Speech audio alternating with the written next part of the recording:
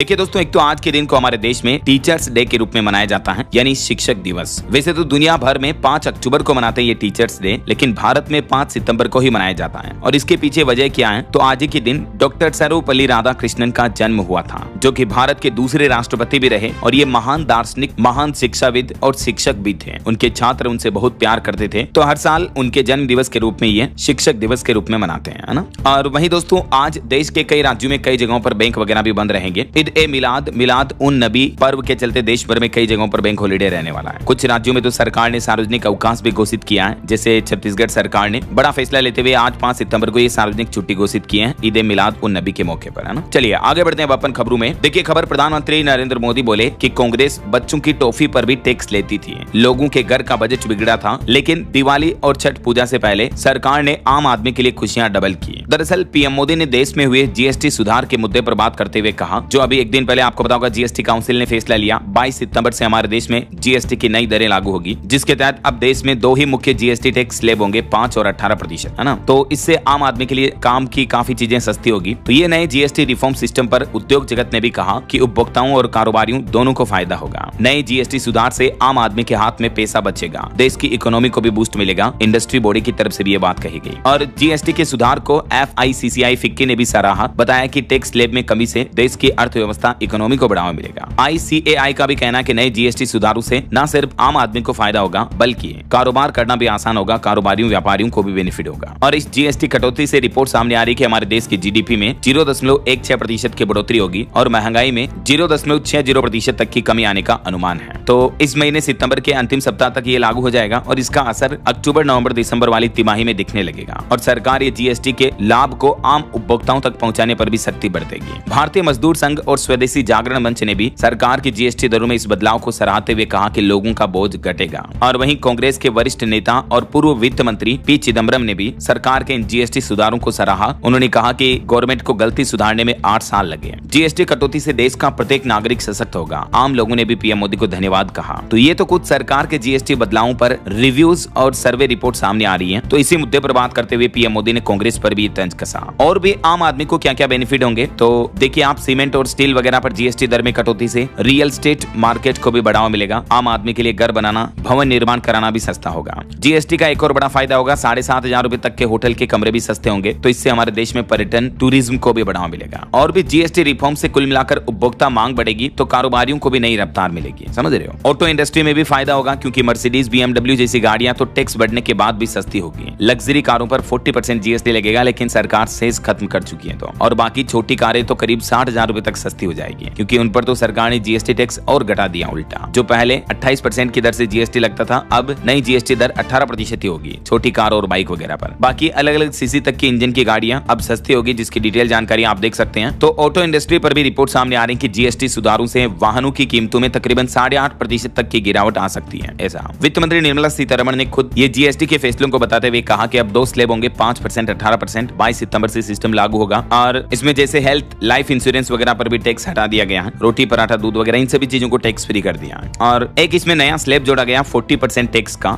जिसमें गुटखा, सिगरेट, तंबाकू वगैरह और लग्जरी आइटम्स जो होते हैं उन पर 40% टैक्स लगेगा, जैसे सिगरेट वगैरह पर, ठीक है। लेकिन बीड़ी पर फिर भी जीएसटी को 18% रखा जाएगा, क्योंकि देश में बीड़ी कारोबार से 70 लाख से भी ज्यादा लोगों को रोजगार मिलता है। जबकि पहले दोनों पर 28% टैक्स लग रहा था, तो सरकार ने इस बार टोबैको, तंबाकू प्रोडक्ट वगैरह पर भी ये टैक्स बदलाव किए हैं। बाकी नॉन अल्कोहलिक बेवरेज वगैरह, इन कोल्ड ड्रिंक्स वगैरह पर भी, जो एनर्जी ड्रिंक्स आती है, इन पर भी टैक्स रेट बढ़ा दिया, ठीक है। और स्टेडियम में जाकर आईपीएल मैच देखना महंगा होगा, क्योंकि इस पर पर्टिकुलर आईपीएल क्रिकेट मैच के टिकटों पर जीएसटी टैक्स बढ़ाया है। 40% कैटेगरी में डाल दिया, बाकी के मैच 18% की कैटेगरी में रहेंगे। और भी दोस्तों, जीएसटी बदलाव से क्या सस्ता क्या महंगा होने जा रहा है 22 तारीख से हमारे देश में, इस बाबत अगर आई कि आखिर 22 सितंबर से ही क्यों ये जीएसटी के नए सुधार जो लागू किए जा रहे हैं, क्योंकि 22 सितंबर से नवरात्रि शुरू हो रही और नवरात्रि के पहले दिन पीएम मोदी का कहना है कि ये सभी चीजें निश्चित रूप से मातृ शक्ति से जुड़ी हैं। तो ये कुछ वजह रही, ठीक है। और चलिए आगे बढ़ते हैं अपन खबरों में। देखिए अगली बड़ी खबर, बाढ़ और बारिश की तबाही पर देश के सर्वोच्च न्यायालय सुप्रीम कोर्ट ने स्वतः संज्ञान लिया। केंद्र सरकार को भी नोटिस भेजा और 4 राज्यों से जवाब भी मांगा, जहां अभी भारी बारिश, बाढ़ से हालात काफी गंभीर चले, जैसे पंजाब, हिमाचल प्रदेश, जम्मू कश्मीर और उत्तराखंड। तो एक तो सुप्रीम कोर्ट ने कहा कि बारिश से पहाड़ों पर तबाही मचने के पीछे का जो कारण है वो इंसान ही है। प्रकृति अवैध पेड़ कटाई का बदला ले रही है। केंद्र, हिमाचल, जम्मू कश्मीर, उत्तराखंड और पंजाब राज्य को नोटिस भेजा सुप्रीम कोर्ट ने और कहा कि जो पहाड़ी इलाकों में पेड़ों की अवैध कटाई हो रही है, इस वजह से प्राकृतिक आपदाएं बढ़ रही हैं। तो राज्य सरकारें और केंद्र सरकार इस मुद्दे पर सुधार करें ऐसा। वैसे अभी भारी बारिश, बाढ़ से तबाही की कुछ तस्वीरें भी आप देख सकते हैं। दिल्ली में भी लोगों के घरों में पानी घुसने लग गया, मार्केट शमशान घाट तक डूब गए। और भी आगे मैं आपको बताऊंगा पूरे मौसम समाचार विस्तार से। फिलहाल देखिए अगली खबर दोस्तों, एक अच्छी रिपोर्ट सामने आ रही है। डिजिटल भारत का नया रिकॉर्ड बना।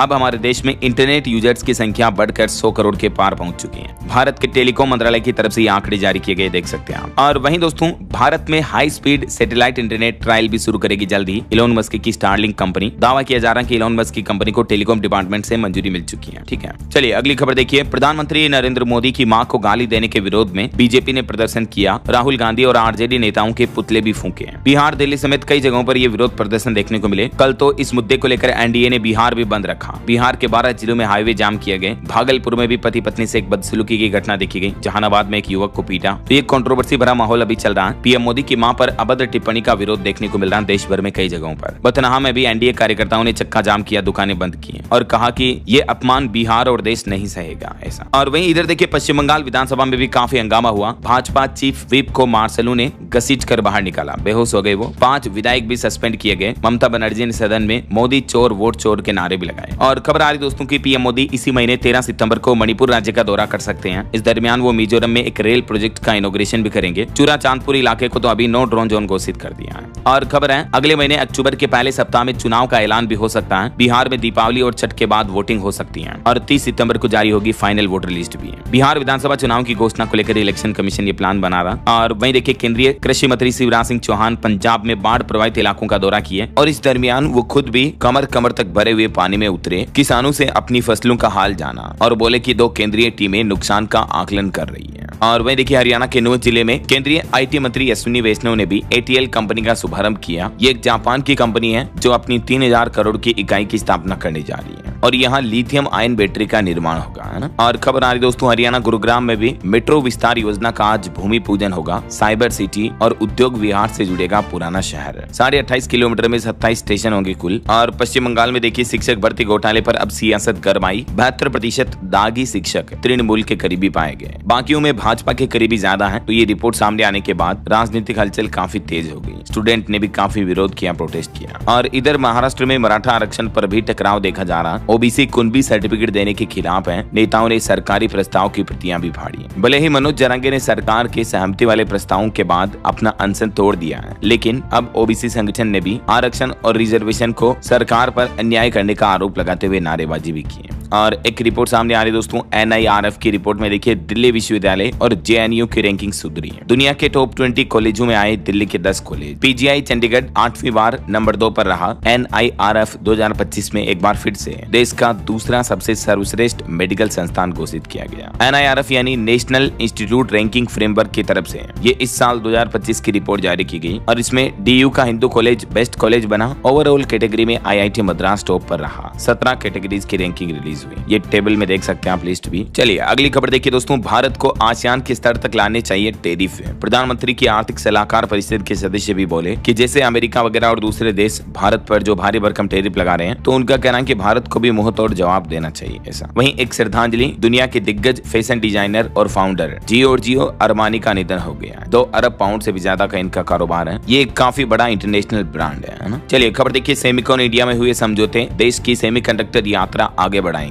केंद्रीय आईटी मंत्री अश्विनी वैष्णव ने बयान दिया। और वहीं खबर आ रही दोस्तों, दिल्ली के वकीलों ने 8 सितंबर से फिर से हड़ताल करने का ऐलान किया बार एसोसिएशन की तरफ से। दिल्ली के सभी डिस्ट्रिक्ट बार एसोसिएशन की कोऑर्डिनेशन कमेटी ने इमरजेंसी बैठक बुलाई और इस बैठक में ही ये प्लान बनाया गया। 8 सितंबर से अदालतों में वकील कार्यवाही में अपना हिस्सा भी नहीं लेंगे। और आखिरकार वकीलों के हड़ताल के पीछे की वजह क्या है दिल्ली में, ये डिटेल भी आप देख सकते हैं। चलिए खबर देखिए, पंजाब सरकार ने बाढ़ संकट के बीच मुख्यमंत्री भगवंत मान ने एक बड़ा कदम उठाया। पंजाब के हर बाढ़ प्रभावित गांव के लिए एक अलग से राजपत्रित अधिकारी की नियुक्ति करने की घोषणा की है, ताकि लोगों को बाढ़ में तुरंत मदद मिल सके। और दोस्तों बाढ़ के हालातों पर पड़ोसी देश पाकिस्तान से भी एक चौंकाने वाली रिपोर्ट सामने आ रही है कि इस बार मूसलाधार बारिश से 883 लोगों की मौतें हो चुकी हैं अब तक। इस्लामाबाद में भी बाढ़ की चेतावनी जारी हुई। कुछ और हेडलाइंस न्यूज सुर्खियां देखते हैं। देखिए आप, भारतीय क्रिकेट स्पिनर अमित मिश्रा ने संन्यास की घोषणा की। उन्होंने कहा कि चोट के बाद भी मैं वापसी की कोशिश कर रहा था। आखिरकार 42 साल की उम्र में उन्होंने क्रिकेट के सभी फॉर्मेट से संन्यास लेने का ऐलान किया है। चलिए अगली खबर देखिए। तमिलनाडु में कोकीन तस्करी गिरोह का बड़ा भंडाफोड़ हुआ। 56 करोड़ रुपए मूल्य के 5.5 किलोग्राम नशीले पदार्थ जब्त हुए हैं। वहीं देश की राष्ट्रपति द्रौपदी मुर्मू से मिले सिंगापुर के पीएम लॉरेंस वोंग। महामहिम ने सिंगापुर को बताया अहम साझेदार भी। अभी वो भारत दौरे पर आए हुए हैं और इस दरमियान भारत सिंगापुर के बीच कई अहम समझौते भी हुए हैं। सिविल एविएशन में दोनों देश साथ में ट्रेनिंग करेंगे। अनुसंधान और विकास के लिए भी भारत सिंगापुर में अहम समझौता हुआ है। टोटल भारत और सिंगापुर के बीच 5 समझौतों पर हस्ताक्षर हुए हैं। अलग अलग क्षेत्रों से जुड़े इन अहम समझौतों की डिटेल जानकारी भी आप देख सकते हैं स्क्रीन पर। प्रधानमंत्री नरेंद्र मोदी से भी मिले सिंगापुर के पीएम। चलिए अगली खबर देखिए। केंद्र सरकार, मणिपुर सरकार और कुकी मेते जो समूह ने समझौते पर हस्ताक्षर किए हैं। आखिरकार जो मणिपुर में हिंसा वगैरह चल रही है इस मुद्दे के बीच अब केंद्र सरकार ने ये सुलह बनाई है। चलिए अगला अपडेट आ रहा हॉकी एशिया कप को लेकर खबर देखिए। भारत और कोरिया के बीच मैच ड्रॉ रहा। भारत का अगला मैच मलेशिया से होगा। स्कोर दोनों का 2-2 बराबर रहा। और झारखंड में घटना हो गई देखिए। पलामू में नक्सलियों से मुठभेड़ में 2 पुलिसकर्मी शहीद हो गए और एक सेना के जवान की भी हालत काफी गंभीर है। सर्च ऑपरेशन अभी भी जारी है। राज्यपाल और मुख्यमंत्री ने भी इस घटना पर शोक जताया। चलिए खबर आ रही चंडीगढ़ में अब सभी पावर एडमिनिस्ट्रेटर के पास ही होंगे। पंजाब हरियाणा की भूमिका कमजोर होगी। यूटी ने बदले सर्विस रूल और इससे विवाद होने की भी संभावना हो सकती है। ये देख सकते हैं सरकार द्वारा जारी प्रेस नोट भी है ना। चलिए अगला अपडेट देखिए। पिछले 10 सालों में 71 अरब लीटर पानी को रिसाइकिल कर हिंदुस्तान जिंक रहे हैं। शुद्ध जल पर निर्भरता 28% तक कम की है। वहीं ग्रामीण महिलाओं का सशक्तिकरण हो रहा। आईसीआईसीआई बैंक के सहयोग से मध्य प्रदेश में सिलाई व्यवसाय को भी नई उड़ान मिली। ये रिपोर्ट भी सामने आ रही है। चलिए खबर देखिए। प्रधानमंत्री नरेंद्र मोदी के जन्मदिन के मौके पर उड़ीसा सरकार 50,000 अंत्योदय घरों के कार्यादेश जारी करेगी। 17 सितंबर को पीएम मोदी का 75वां जन्मदिन मनाया जाएगा और इस मौके पर उड़ीसा सरकार का ये प्लान है ना। और खबर देखिए। मजबूरी में लगानी पड़ती है फटकार, अन्यथा में न लें सरकार। दिल्ली की मुख्यमंत्री रेखा गुप्ता के बयान पर बोले सुप्रीम कोर्ट के जज। और सुप्रीम कोर्ट के जजों ने कहा कि अगर राज्य सरकारें भी सही से काम ना करें तो सरकारों को फटकार लगानी पड़ती है। ऐसा वैसे दिल्ली वासियों के लिए एक बड़ी राहत भरी खबर आ रही है। अब 24 रुपए प्रति किलो मिलेंगे प्याज। नेफेड और एनसीसी ऐप ने मिलकर सस्ते प्याज की ये बिक्री शुरू की है, क्योंकि आजकल प्याज के प्राइस देश भर के कई राज्यों में काफी ज्यादा बढ़े हुए हैं। राइट, तो इसी बीच प्याज के बढ़ते रेट को रोकने के लिए सरकार की तरफ से एक नई पहल शुरू की जा रही है। दिल्ली समेत देश के इन शहरों में सरकारी स्टॉल खोले गए, जहां पर प्याज की कीमतों को 24 रुपए प्रति किलो रखा गया। दिल्ली, मुंबई, अहमदाबाद वगैरह इन शहरों में रियायती दरों पर प्याज की बिक्री शुरू की गई है केंद्र सरकार द्वारा ना। सरकार का कहना है कि ये सब्सिडी वाले प्याज की बिक्री शुरू की गई है। 50 रुपए में आपको 2 किलो के लगभग प्याज मिल जाएंगे है ना। बहरहाल अभी तो अपन कुछ और महत्वपूर्ण और काम की खबरें देखेंगे दोस्तों, लेकिन फिलहाल वक्त तो चला है आज के ताजा मौसम समाचार जानने का। और हाँ, विभाग ने आज 5 सितंबर को कई राज्यों में भारी बारिश का अलर्ट जारी किया है। गरज चमक के साथ तेज हवाएं भी चलेगी। जम्मू, हिमाचल, इन पहाड़ी राज्यों में भूस्खलन की भी चेतावनी। कश्मीर से कटा संपर्क। पंजाब में भी बाढ़ की स्थितियां काफी गंभीर चल रही हैं और दिल्ली में यमुना नदी भी उफान पर चल रही है। तो इन राज्यों में तो मौसम की स्थितियां काफी गंभीर चली रही है। दिल्ली में यमुना नदी के जल स्तर में अब पिछले कुछ घंटों में गिरावट देखने को मिली। पंजाब में बाढ़ से मरने वालों की संख्या भी बढ़कर 39 हो चुकी है। अभी बाढ़ के कारण पंजाब के सभी स्कूल 7 सितंबर तक बंद रखे हुए हैं, मैंने आपको बताया था अपडेट। और ये तस्वीरें देखिए भारी बारिश और बाढ़ से तबाही की। दिल्ली में अभी भारी बारिश की वजह से घरों में भी पानी घुस गया है। यमुना नदी का पानी सड़कों पर भी बह रहा है। मध्य प्रदेश के उज्जैन में भी मंदिर डूबा। राजस्थान में दौसा के बाजार में पानी भर गया। पंजाब में गुरुद्वारे की दीवार भी ढह गई। ये एमपी रतलाम वगैरह में भी बाढ़ की तस्वीरें आप देख सकते हैं। और ये पहाड़ी राज्य हिमाचल प्रदेश के लाहौल स्पीति में बर्फबारी भी शुरू हो चुकी है। और ये देखिए भारी बारिश की वजह से ट्रैफिक जाम कितना ज्यादा हो रहा है अहमदाबाद एक्सप्रेसवे का। कुछ और अलग अलग राज्यों के मौसम की स्थितियां देखते हैं। देखिए आप, छत्तीसगढ़ के मानसून का लाइव अपडेट। बलरामपुर में बांध टूटने से 5 लोगों की मौत हो गई, 2 अभी भी लापता है। इनमें एक बच्ची समेत 3 महिलाएं हैं। कई घरों में भी पानी घुस गया। और पहाड़ी राज्य हिमाचल प्रदेश के कुल्लू में फिर से लैंडस्लाइड हुआ। एक 4 मंजिला बिल्डिंग भी ढहने में है। 3 गाड़ियां क्षतिग्रस्त हुई। अखाड़ा बाजार में 6 लोग दब गए, 1 की मौत भी हो गई। और हिमाचल में इधर देखिए भरमौर में 450 मणिमहेश यात्री भी रेस्क्यू किए गए। 35 बीमार और बुजुर्गों को एयरलिफ्ट किया गया। कुगती में फंसे 4 शव निकालने के लिए भी विशेष टीम भेजी। वहीं हरियाणा राज्य में भी हथनीकुंड बैराज के गेट 4 दिन से खुले पड़े हैं। मारकंडा और टांगरिया नदी ओवरफ्लो चल रही है। हिसार में नेशनल हाईवे भी डूबा। गुरुग्राम की सोसाइटी में कई लोग भी फंस गए। हरियाणा में इस बार आफत बनकर बरस रहा मानसून। 11 जिलों के 1932 गाँव में पानी भरा हुआ है। 70 घर ढह चुके हैं। 5.25 लाख एकड़ फसल भी डूब चुकी है। और अब देखिए पंजाब की स्थितियां। सतलुज पर बांध दरिया के बीच की मिट्टी खिसकी। रोपड़ में गुरुद्वारे की दीवार भी ढह गई। नेशनल हाईवे में भी दरारें आई। सरकार को सुप्रीम कोर्ट ने नोटिस भी दिया। पंजाब में बहुत बड़ा कहर आया हुआ है। दिल्ली के पूर्व सीएम अरविंद केजरीवाल भी बाढ़ के हालातों का जायजा लेने पहुंचे और उन्होंने कहा कि केंद्र भी अगर मदद करें तो हर एक को मुआवजा देंगे। मुख्यमंत्री को ट्रिप लगी, उनकी तबीयत भी खराब हुई पंजाब में। और इधर देखिए बिहार में नालंदा में तेज बारिश हुई, दक्षिण कोरिया और चीन के बीच हॉकी मैच भी रुका, बक्सर और मुंगेर में भी बरसात देखी जा रही है। राजस्थान में भी देखिए अजमेर में तालाब की पाल टूटी जिससे शहर में पानी घुस गया। जयपुर में भी सड़कों पर हुआ 15 फीट तक का गहरा गड्ढा। आज और कल भी राजस्थान के 28 जिलों में भारी बारिश का अलर्ट रहेगा। और यूपी में देखिए गर्रा नदी के जलस्तर बढ़ने से मेडिकल कॉलेज में अलर्ट जारी हुआ, दूसरी मंजिल पर शिफ्ट हुई दुकानें भी और मशीनें भी। वहीं एमपी में देखिए इंदौर में बाईपास पर फिर जाम लगा, हजारों वाहन फंस गए, 35 जिलों में पानी गिरा, उज्जैन में 23 लोगों का रेस्क्यू किया गया, रतलाम में रेलवे प्लेटफॉर्म भी डूब गया। तो ये देश भर में मौसम की स्थितियां काफी गंभीर चल रही हैं। और इस बीच दोस्तों स्काईमेट वेदर की रिपोर्ट के मुताबिक एक तो इस अच्छे मानसून की वजह से दिल्ली की हवा सुधरी है, AQI में थोड़ा बहुत सुधार देखने को मिल रहा है। गुजरात में भी मूसलाधार भारी बारिश की आशंका, बाढ़ का खतरा बढ़ा, कई जिलों में रेड अलर्ट जारी हुआ 5 से 7 सितंबर तक। और पंजाब में तो अभी 1988 के बाद सबसे भीषण बाढ़ आई हुई है, हजारों एकड़ किसानों की फसलें डूब गई। सभी 23 जिलों में अभी भी भारी बारिश का अलर्ट रहेगा ना। इस बीच दोस्तों अगले 24 घंटों के दौरान देश भर में मौसम की संभावित गतिविधियां क्या रह सकती हैं, जिसकी डिटेल आप देख सकते हैं स्क्रीन पर। वैसे अभी गुजरात राज्य में मौसम विभाग ने रेड अलर्ट जारी कर रखा है और बाकी राजस्थान, मध्य प्रदेश, महाराष्ट्र, गोवा वगैरह इन राज्यों में येलो अलर्ट की चेतावनी है। ठीक है, चलिए मौसम के बाद अब अपन आज के सराफा बाजार पर नजर डाल लेते हैं। तो देखिए आज सोने चांदी के दाम में मामूली गिरावट देखने को मिली। सोना 76 रुपए गिरकर अभी 1,06,000 रुपए प्रति 10 ग्राम चल रहा है, जबकि चांदी अभी भी 1,23,000 रुपए प्रति किलो पर बिक रही है। और भी अलग अलग कैरेट के हिसाब से सोने की कीमतें आप देख सकते हैं। ओके, और चलिए सराफा बाजार के बाद अब कुछ मार्केट अपडेट्स पर भी नजर डाल लेते हैं। देखिए बीते दिन भारतीय शेयर बाजार में तेजी देखी गई, 150 पॉइंट चढ़कर 80,718 पर बंद हुआ। निफ्टी भी 24,734 पर चल रहा है। वहीं निप्पॉन इंडिया के CEO संदीप सिक्का बने association of mutual funds in India के चेयरमैन। चलिए आगे बढ़ते खबरों में देखिए किसानों के आधार कार्ड पर उर्वरक की हेराफेरी का मामला सामने आया। यूपी मथुरा में सिंगापट्टी समिति सचिव भी निलंबित किया गया। वहीं सेल कर्मचारियों को समग्र आरोग्य के लिए प्रशिक्षित करेगा आर्ट ऑफ लिविंग।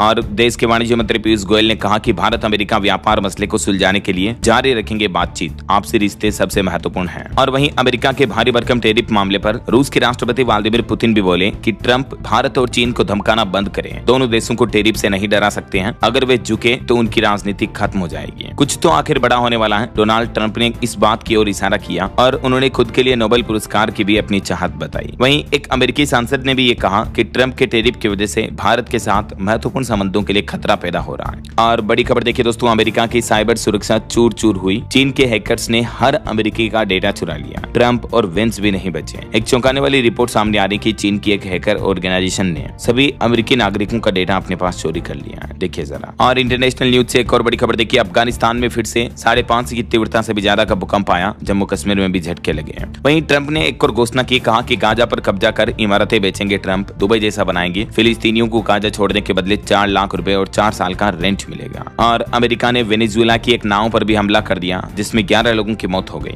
अमेरिकी विदेश मंत्री बोले कि ड्रग्स की तस्करी हो रही थी इस नाव के जरिए, तो ट्रंप ने उड़ाने का आदेश दिया और हमने उड़ा दिया है। दरअसल अभी अमेरिका और वेनेजुएला के बीच भी कंट्रोवर्सी भरा माहौल चल रहा है। अभी कुछ ही दिन पहले आपको बताऊंगा ट्रंप ने वेनेजुएला के पास 3 बड़े वॉरशिप भी तैनात किए। ड्रग्स माफिया से निपटना इनके पीछे मकसद है। वेनेजुएला ने जवाब में 45 लाख लड़ाके भी तैनात किए, कहा कि अमेरिका पागल हो गया है। वहीं इधर देखिए प्रधानमंत्री नरेंद्र मोदी ने यूरोपीय परिषद और यूरोपीय आयोग के अध्यक्ष से फोन पर बातचीत की और भारत EU के बीच जल्द ही FTA यानी फ्री ट्रेड एग्रीमेंट को पूरा करने पर चर्चा की है। और भारत के विदेश मंत्री डॉक्टर एस जयशंकर और एक यूक्रेनी समकक्ष के बीच भी बातचीत हुई। यूक्रेन संकट पर भारत ने फिर से शांति की अपील दोहराई। वहीं ट्रंप ने एक बार फिर से कहा कि भारत टैरिफ लगाकर हमें मार रहा, मैं टैरिफ को सबसे बेहतर समझता हूँ। और वहीं देखिए सिविल एसोसिएशन में होगी ट्रेनिंग, अनुसंधान और विकास समेत भारत सिंगापुर में कई समझौते में। मैंने आपको बताया सिंगापुर के प्रधानमंत्री अभी भारत दौरे पर आए हुए हैं। और कुछ बड़ी दुर्घटनाओं की खबरें देखे दोस्तों, बिहार पटना में तेज रफ्तार कार ट्रक में पीछे से जा घुसी, 5 लोगों की मौत हो गई। बताया जा रहा है दोस्तों कि इनकी कार की स्पीड 100 की थी